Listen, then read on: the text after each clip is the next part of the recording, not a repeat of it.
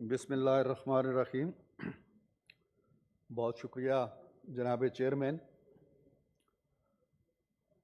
मैं एक और मौजू पे बात करना चाहता हूँ और वो करूँगा, लेकिन मेरे बहुत ही मोहतरम दोस्त और अज़ीज़ और आमरीत के ख़िलाफ़ लड़ने वाले एक जांबाज मुजाहिद के फ़र्जंद ने मेरी उम्र का भी हवाला दिया है और मुझे शर्म दिलाने की भी कोशिश की है।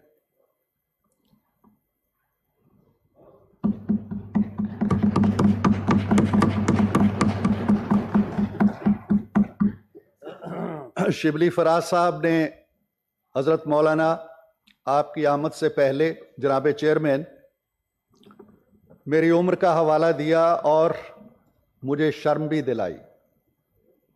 बहुत शुक्रिया। मुझे फ़ख्र है कि मैं उन वालदैन से ताल्लुक़ रखता हूँ और उन वालदैन का बेटा हूँ और उस ख़ानदान से मेरा रिश्ता है जिसको शर्म व हया का हमेशा बड़ा पास रहा है। मेरी आंखों में उस वक्त भी शर्म थी जब मैं इस उम्र को नहीं पहुंचा था और शिबली फराज जैसा था। मेरा ख्याल ये है कि हम बहुत महज़्ज़ब अल्फाज में बात कर सकते हैं। मैं उन अल्फाज में अपने अजीज़ को जवाब नहीं देना चाहता और ये शर्म व हया का जो सबक है और जो दर्स है, मेरा ख्याल है कि हम एक दूसरे को ना दें। हमारे एक दूसरे के किरदार को हम सब जानते हैं, एक दूसरे के अमल को हम सब जानते हैं। मुझे मालूम है कि इनके दौर में इंसानी अक़दार की कितनी पजीराई होती थी। मैं जानता हूँ कि इंसानी हकूक़ किस तरह पामाल होते थे। मैं ख़ुद उन इंसानी हकूक़ की पासदारी की एक अलामत रहा हूँ। मैं जानता हूँ कि किस तरह किसी के अफ़ीम डलती थी, किसी पे चर्च डलती थी और वो महीनों और बरसों जेलों में पड़े रहते थे। उस वक्त कोई इंसानी हकूक़ का किसी को ख्याल नहीं आता था, कोई आवाज़ नहीं उठती थी, किसी आँख में शर्म अंगड़ाई नहीं लेता था, किसी दिल के अंदर कोई दर्द पैदा नहीं होता था, कोई इंसानी हकूक़ की दुहाई नहीं दी जाती थी। सो आज इसी खातिर तो कत्ले आशिकां से मना करते थे। अकेले फिर रहे हो यूसुफ़े बेकारवां होकर, तो हम यही कहते थे कि मत करो, ये वो फसल है जो बोगे तो काटी जाएगी और जब काटना पड़ेगी तो फिर रोना पड़ेगा। मैंने कल ही परसों एक शेर किया था कि फसल कांटों की हर खेत में बोते क्यों हो और जब काटना पड़ती है तो रोते क्यों हो। तो इन मामलात को हम छोड़ देते हैं। मैं जनाब चेयरमैन एक बड़े ही हसास मामले पे गुफ्तगू करना चाहता हूँ। 15 मिनट मेरे कोलीग ने लिए हैं, मैं उससे ज़रा कम वक्त लूँगा। गुज़श्ता रोज़ आली मर्तबत चीफ जस्टिस ऑफ पाकिस्तान जनाब उमर अता बंदयाल ने कुछ रिमार्क्स दिए एक ऐसे मुकदमे में जिसका बराह रास्त ताल्लुक़ इंतखाबात या इस तरह की चीज़ों से नहीं था। उन्होंने फरमाया कि पार्लियामेंट नामुकम्मल है। उन्होंने फरमाया कि पार्लियामेंट को जानबूझकर मुकम्मल नहीं किया जा रहा।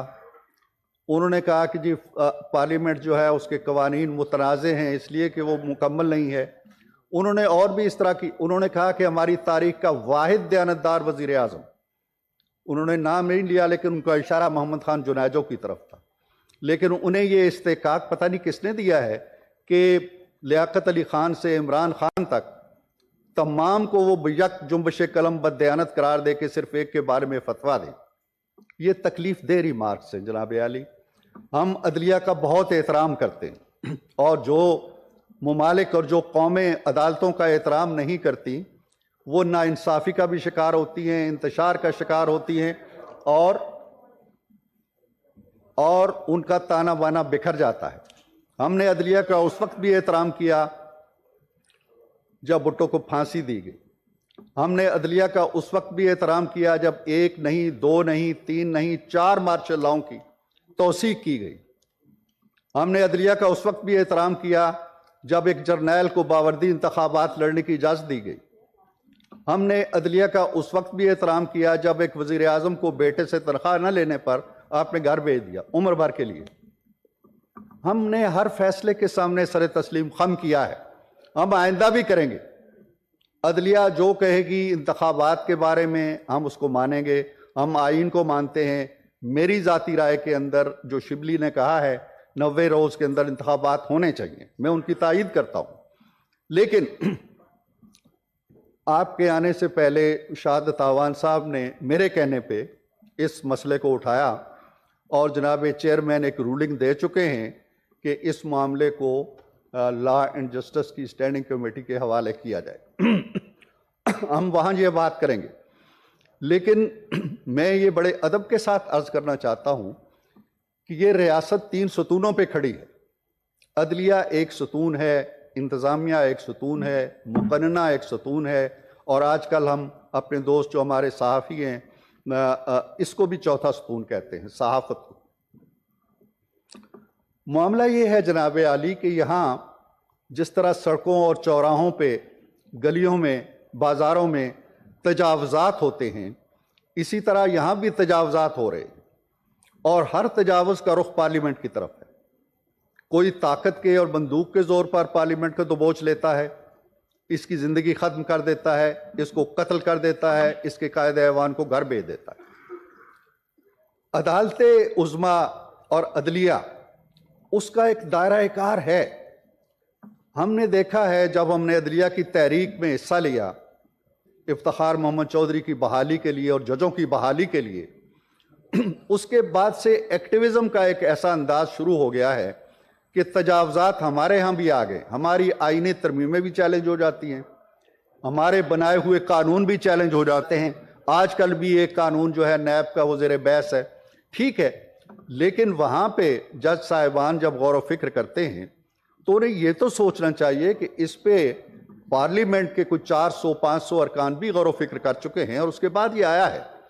हम उनके इख्तियारात में सर कोई मदाखलत नहीं चाहते, हम उनके फैसलों के सामने सर झुकाएंगे। वो फैसला चाहे हमें कितना ही बुरा लगे, कितना ही नागवार लगे, कितना ही नारवा हो, लेकिन खुदा के लिए आए रोज चाबुक लेकर इस पार्लियामेंट के पुश्त पे ना मारे। ये रिमार्क्स क्या हैं कि हमारी तारीख में सिर्फ एक वजीर आजम दयानतदार था। अगर इस तरह के रिमार्क्स हम जजों के बारे में दें और कहें कि हमारी पूरी तारीख में एक ही चीफ जस्टिस दयानतदार था, क्या वो काबिल कबूल होगा? क्या वो काबिल कबूल होगा? ये कैसे कह दिया है उन्होंने कि पार्लियामेंट मुतनाज़ हो गई है? क्यों मुतनाज़ हो गई है? पार्लियामेंट अक्सरियत का नाम है। कौमी असम्बली में आज भी अक्सरियत बैठी हुई है, अक्सरियत कानून बनाती है। यहां पूरा सेनेट मौजूद है, सेनेट अक्सरियत से कानून बनाती है। तो ऐसी बातें जो हमारी तौकीर पे हमला है, हमारी तकरीम पे हमला है, हमारी पार्लियामेंट की सॉवरेनिटी पे हमला है, पार्लियामेंट के वकार पे हमला है, पार्लियामेंट की इज्जत पे हमला है, पार्लियामेंट के नाम पे हमला है, ऐसी चीजें ना करें। हम अदब से, एहतराम से, बड़ी आजिज़ी के साथ, बड़ी इनकसारी के साथ, ना वो अवाम के नुमाइंदे हैं, ना अफवाज पाकिस्तान अवाम की नुमाइंदी है, ये हाउस अवाम का नुमाइंदा है। अवाम के नुमाइंदे को इस तरह से तज़हीक के साथ बर्ताव ना करें। अवाम के नुमाइंदे को अपना काम करने दें। वो कानून बनाते हैं, कानून में आपको सुकम नजर आता है, आप आइन के मुनाफी ख्याल करते हैं। आप पहले भी कानून खत्म कर चुके हैं, आइंदा भी कर दीजिए, हम नहीं रोक सकते आपको। आज तक बताइए कि किसी अदालती फैसले को किसी वजीर आजम ने या किसी सदर ने या किसी पार्लिमान ने उसके रास्ते में रुकावट डाली हो? हम नहीं डालते। लेकिन क्या आपने सोचा है कि आप मार्शल लॉ की तौसीक कैसे कर देते? क्या मार्शल लॉ के दौर में आप इस तरह के रिमार्क्स देते हैं? क्या मार्शल लॉ के दौर में आप कहते हैं जी कि ये एडमिनिस्ट्रेटर जो बैठा हुआ है चीफ एग्जीक्यूटिव बन के, उसको तो आप कहते हैं वर्दी समेत तुम इलेक्शन लड़ सकते हो। प्राइम मिनिस्टर कत्ल हो जाता है और बाद में कहते हैं जी ये हमसे गलती होगी, हम पे दबाव था। ये तारीख है, तारीख को अपने सामने रखें। हम आपका बहुत एहतराम करते हैं, हम जानते हैं कि आपका एहतराम करेंगे तो मुआशरा कायम रहेगा, हम जानते हैं कि आपका एहतराम करेंगे तो कानून और इंसाफ की फरमारवाई होगी, हम जानते हैं कि आपका एहतराम करेंगे तो इस ऐवान का भी एहतराम होगा, हम जानते हैं कि आपका एहतराम करेंगे तो अवाम के हुकूक की निगहबानी होगी। आप भी कुछ जान जाइए कि ये हाउस भी एक नाम रखता है, एक मकाम रखता है, एक वकार रखता है। इस हाउस के बारे में आपके सामने केस ही नहीं है इस हाउस का भी, और आप एक इर्रेलेवेंट केस के अंदर इस तरह के रिमार्क्स दे देते हैं। तो मेरा ख्याल ये है जो हम कहा जाता है कि हर ऐवान की एक इज्जत होती है, एहतराम होता है, और उस एहतराम के सौते बाहर से नहीं फूटते, हाउस के अंदर से फूटते। हम अगर कोई हरकत करेंगे ऐसी जो कानून के मुनाफी होगी, आइन के मुनाफी होगी, हम अपनी बेतौकीरी करें।